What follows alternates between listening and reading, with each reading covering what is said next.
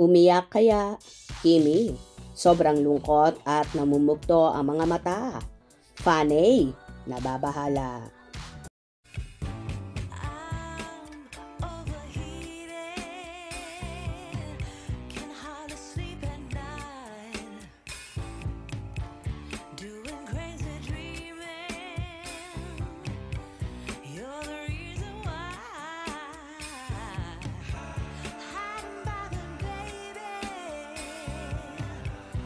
Maraming netizens ang nakapansin sa pananahimik at pagiging malungkot ng mga mata ni Kim Chiu sa Showtime.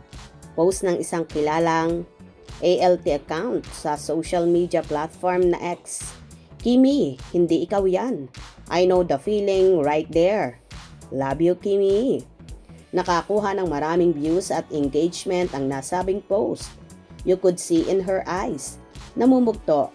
Yung pikit mo, gusto maging masaya. And positive lang, pero you can feel the hurt.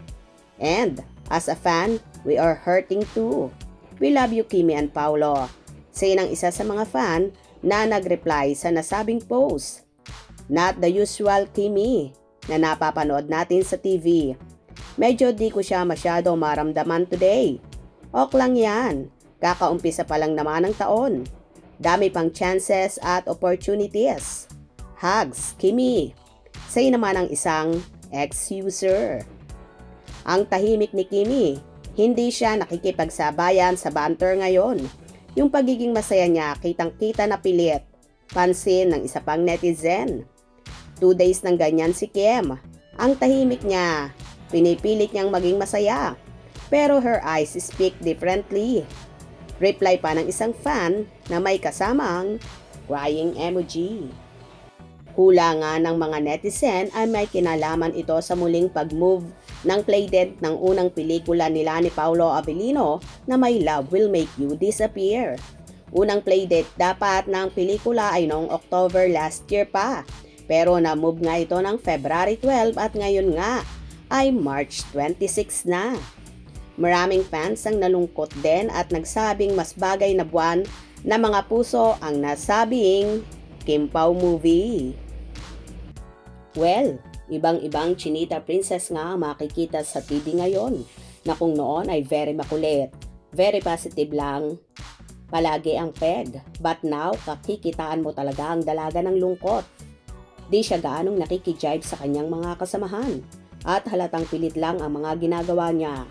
Marami nga ang nakakapansin at nakikisimpatya sa dalaga na alam daw nilang nasasaktan sa nangyayari pero wala lang magawa. Naipaliwanag naman sa kanila ng Star Cinema kung bakit na-move at siguro nga mas makakaganda pa ito sa movie nila dahil buong mundo na ang target viewers ng Star Cinema.